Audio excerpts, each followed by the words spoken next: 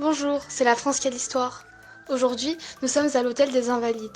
Construit sous Louis XIV en 1670, il avait comme principale fonction d'être une maison de retraite pour ses soldats blessés.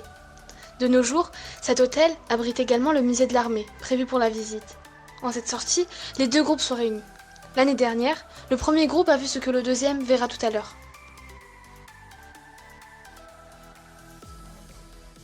L'essentiel de la visite du premier groupe portera sur la collection permanente des plans reliefs. Ces maquettes montrent les villes fortifiées par le ministre Vauban. Ces maquettes sont celles réalisées au siècle de Louis XIV, c'est-à-dire il y a 3 siècles et demi.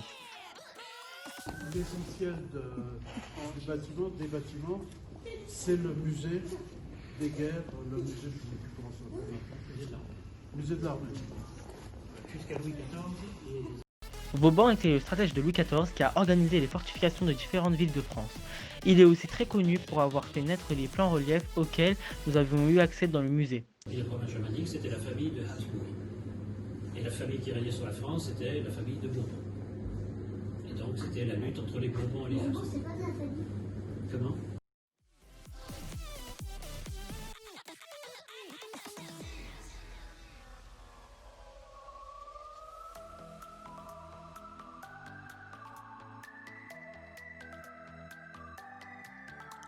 Parmi les plans reliefs que nous avons pu observer, on pourrait citer celui de la ville de Toulon, la citadelle de Calvi ou encore le château Trompette de Bordeaux. On va vers Louis XV maintenant.